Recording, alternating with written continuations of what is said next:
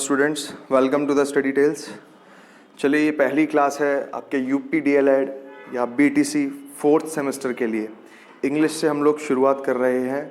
बच्चों की रिक्वेस्ट आई है, सर फोर्थ सेमेस्टर का स्टार्ट कराइए, तो आज फोर्थ सेमेस्टर के लिए मैं पहली क्लास इंग्लिश की ही लेके आया हूँ। तो पहला चैप्टर आपका आता है अप्रोचेस ऑफ टीचिंग इंग्लिश। देखिए, मैं आपको एग्ज़ाम ओरिएंटेड, एग्ज़ाम के पॉइंट ऑफ व्यू से क्या क्या इंपॉर्टेंट है या हो सकता है वो सारा सिलेबस मैं आपको कराने जा रहा हूँ।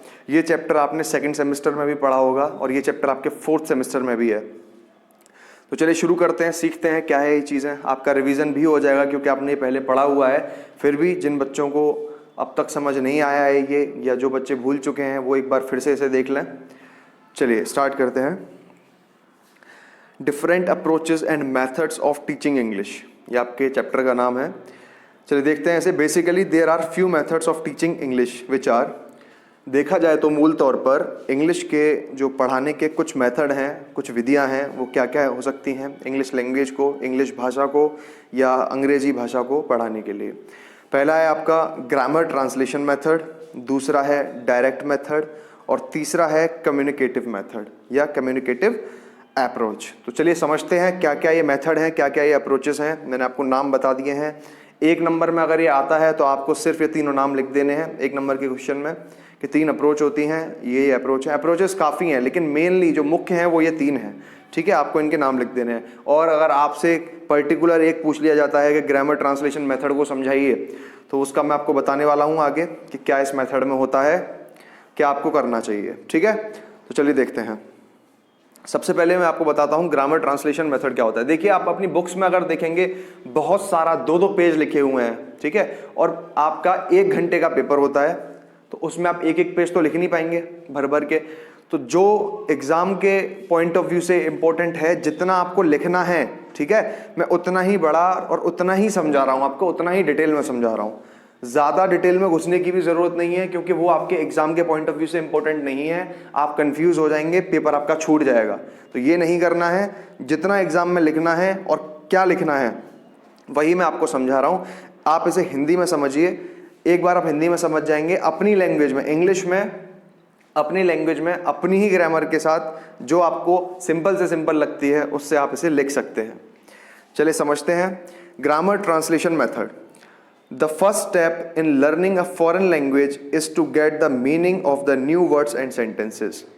देखिए, इसमें ये कह रहा है फॉरेन लैंग्वेज मतलब बाहर की कोई भी भाषा को सीखने के लिए। तो इंग्लिश भी तो एक बाहर की भाषा है, मूल रूप से भारतीय भाषा तो है नहीं इंग्लिश। तो इसमें ये कह रहा है कि आपको कोई भी बाहर की भाषा अगर सीखनी है, ठीक है। अब जैसे यहाँ पे हम इंग्लिश की बात कर रहे हैं, इंग्लिश पढ़ रहे हैं तो इंग्लिश की बात करेंगे। तो हम यहाँ पे जैसे इंग्लिश सीख रहे हैं, इंग्लिश सीखने के लिए आपको सबसे पहले क्या करना होता है, इंग्लिश के वर्ड्स और सेंटेंस मतलब शब्द और वाक्य, ये समझना ज़रूरी है, ये सीखना ज़रूरी है। इंग्लिश ट्रांसलेशन मेथड के अंदर यही आता है, ठीक है। इंग्लिश यानी अंग्रेजी, ट्रांसलेशन माने क्या होता है, किसी भी चीज़ को दूसरी भाषा में परिवर्तित करना। Ram is a good boy, Ram एक अच्छा लड़का है, इंग्लिश से मैंने हिंदी में कन्वर्ट कर दिया। तो इसी को ग्रामर ट्रांसलेशन मेथड कहते हैं। आपको इसके लिए सबसे पहले वर्ड्स और सेंटेंसेस सीखने ज़रूरी है। इंग्लिश ट्रांसलेशन मेथड में आपको ये लिखना है। आगे देखते हैं।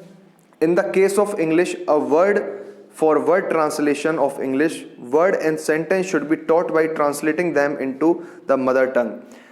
इस मेथड में होता क्या है, ग्रामर ट्रांसलेशन मेथड में, कि आपने वर्ड को, इंग्लिश का वर्ड है, आपने उसे हिंदी में ट्रांसलेट कर दिया, ठीक है। जैसे मैं कहता हूं गुड, गुड माने अच्छा, ठीक। इम्पोर्टेंट, इम्पोर्टेंट माने जरूरी। टेबल, टेबल माने मेज। चेयर, चेयर माने कुर्सी। तो ये मैंने आपको बताया है। तो ये ट्रांसलेट करना, सेंटेंस ट्रांसलेट करना, जैसे मैंने बता दिया है, Ram is a good boy, Ram एक अच्छा लड़का है। सन राइजेस इन ईस्ट मतलब सूरज पूरब में निकलता है ना। तो यही है इसका बेसिक कॉन्सेप्ट, बेसिक जो ये मेथड है ग्रामर ट्रांसलेशन का, कि आपको अपनी मातृभाषा में अंग्रेजी को ट्रांसलेट करना है, ट्रांसलेट करके उसे सीखना है, ठीक। इंग्लिश लर्निंग की जो अप्रोच मैंने आपको 3 बताई हैं, तीनों में से जो पहली है ग्रामर ट्रांसलेशन, उसमें आपको यही करना है, इंग्लिश को अपनी मदर टंग मातृभाषा को बोलते हैं, मातृभाषा में बदलना है। चलिए आगे देखते हैं direct method. In this method the first thing which get importance is speech not the reading.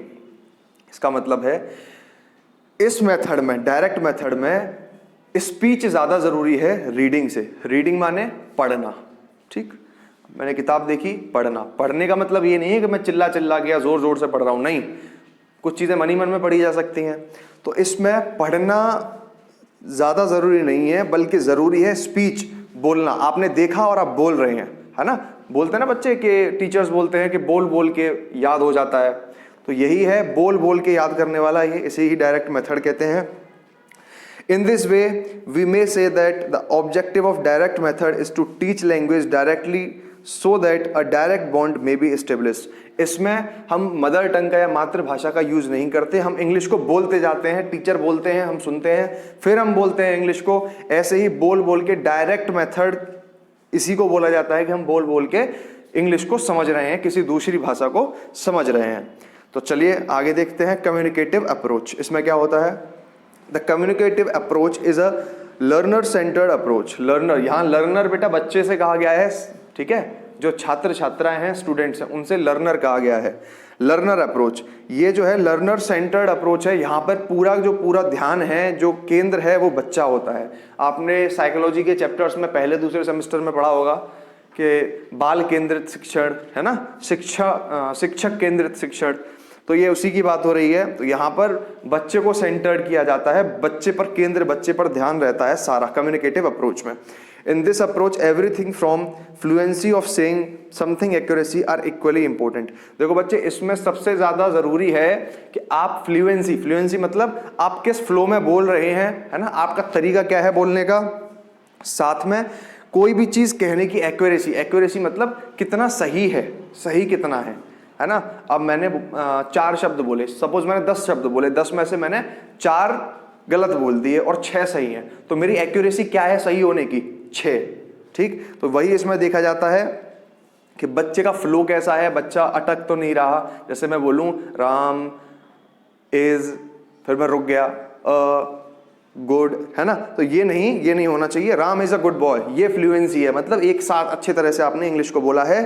और दूसरा आपको मैंने बता ही दिया है कि एक्यूरेसी तो बोल ही दिया, साथ में इक्वली इंपॉर्टेंट। हाँ, ये इक्वली इंपॉर्टेंट है। एक्यूरेसी मतलब गलत भी नहीं होना चाहिए, ज्यादातर सही होने चाहिए वर्ड्स, ज्यादातर लाइन सेंटेंस सही होने चाहिए। Learner should have the ability to select, mix and use the sentence approach keeping in view the social context. इसमें क्या है कि बच्चों ने जो पढ़ा है, ठीक है, अलग अलग वर्ड्स पढ़े हैं, उनको मिक्स करना, है ना, उस सेंटेंस को यूज करना। बच्चा धीरे धीरे, अब कोई इंग्लिश समझता है तो धीरे धीरे उसने समझा है कि गुड माने अच्छा होता है ना, ही ये वह को बोलते हैं। इन सबको बच्चा मिक्स करता है ना, और एक सेंटेंस बनाता है, अलग अलग जगह पे यूज करता है, अपने स्कूल में, कहीं बाहर घूमने जा रहा है वहां पर। तो यही कम्युनिकेटिव अप्रोच है, जहां पे बच्चे पर ध्यान देके, या बाल केंद्रित या लर्नर सेंटर्ड या स्टूडेंट सेंटर्ड जो अप्रोच होती है, ठीक। चलिए आगे देखते हैं। What is the listening comprehension? Listening comprehension किसे कहते हैं? लिसनिंग का मतलब आपको पता ही होगा बच्चे, सुनना, ठीक है। तो listening comprehension is more than just hearing what is said, rather it's a child ability to understand the meaning of the word he hears and to relate to them in some way. इसका मतलब है listening comprehension ये सिर्फ सुनना ही नहीं है, ठीक है। एक होता है लिसन टू मी, है ना, तो हियर और लिसन में बेटा बहुत अंतर है। हियर बोलते हैं सुनना और लिसन बोलते हैं ध्यान से सुनना, ये दोनों वर्ड में बहुत अंतर है।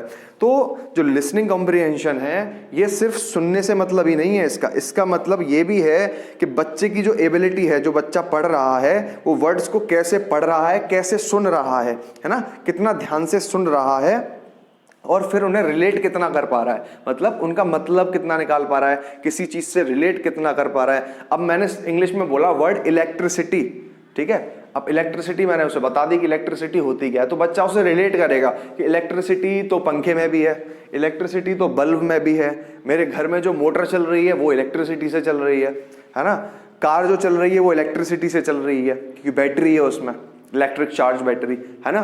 तो बच्चा ऐसे ही रिलेट करता है, इसे ही लिसनिंग कॉम्प्रिहेंशन बोलते हैं। आगे देखते हैं इसमें, when children here a story of instance, good listening comprehension enables them to understand it, remember it, discuss it and even retell it in their own words।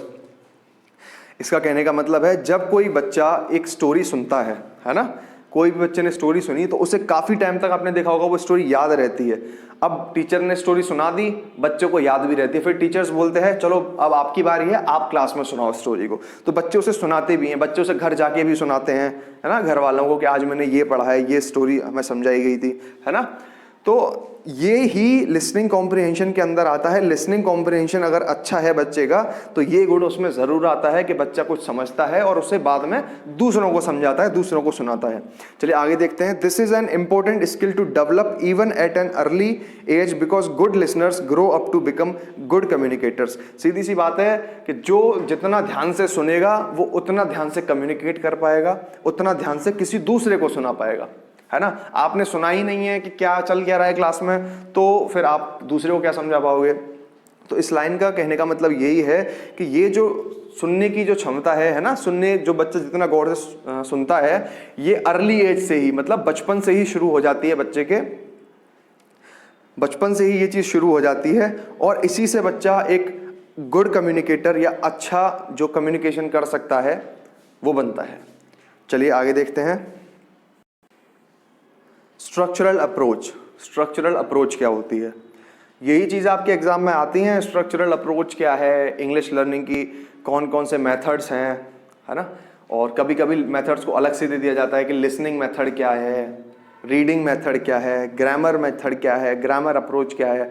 तो मैं सबको एक थ्योरेटिकल वे में आपको समझा रहा हूँ, कहीं से भी क्वेश्चन आ जाएगा, आप आराम से एक बार समझ जाइए। हिंदी में समझा रहा हूँ, थ्योरी में, ठीक है, आप आराम से पेपर में से लिख सकते हैं। चलिए फिर स्ट्रक्चरल अप्रोच पढ़ते हैं। स्ट्रक्चरल अप्रोच क्या होता है। Structural method is based on the believe that in the teaching of foreign language the mystery of structures is more important then vocabulary and that limitations and difficulties inherent in the study of English can be overcome by giving an intensive drill to the student in the structure pattern। देखिए structural approach ये होता है कोई भी एक structure या ढांचा बना देना, ठीक। ढांचा किसी भी चीज़ का टीचर बना सकता है बच्चों को समझाने के लिए। सिलेबस का ढांचा बना सकता है, सिलेबस बना दिया ये आपको पढ़ना है ना। तो बच्चा मीनिंग से पहले, कोई एक वर्ड से पहले उस ढांचे को जरूर समझेगा कि मुझे ये पढ़ना है।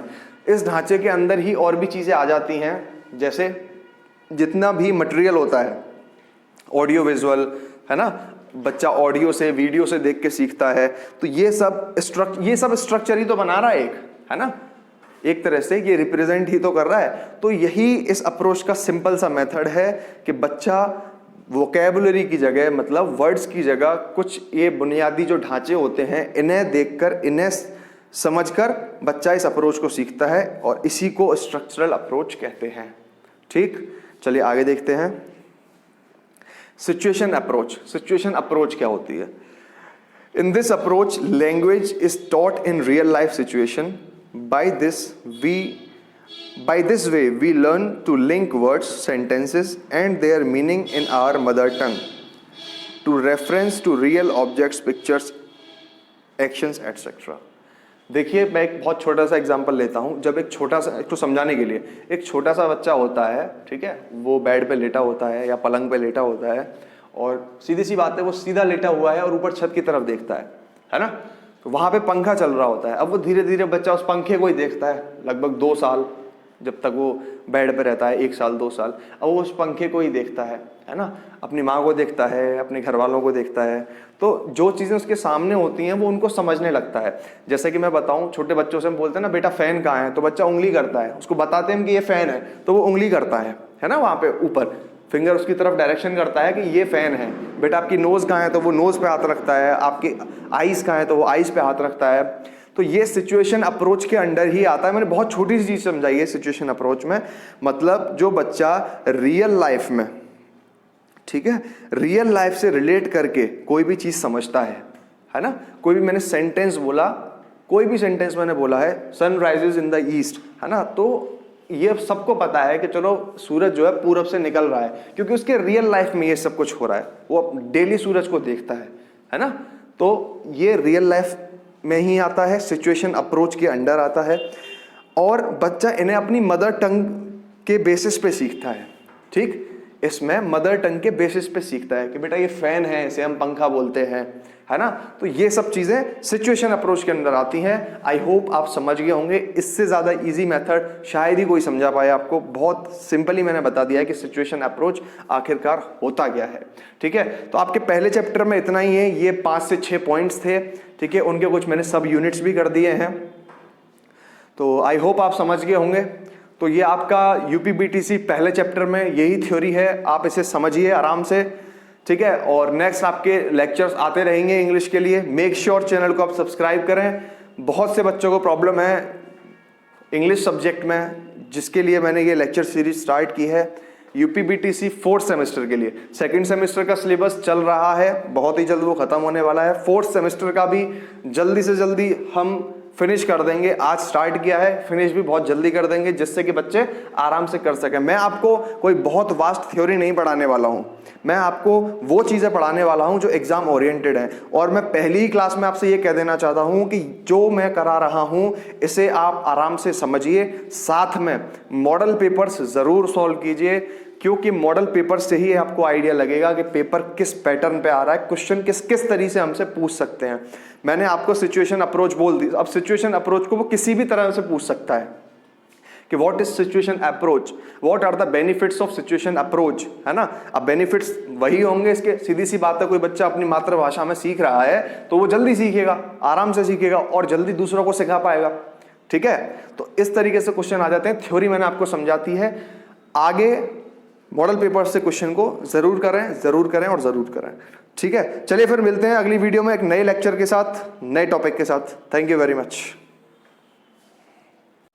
If this session was helpful to you, like, comment, share and subscribe.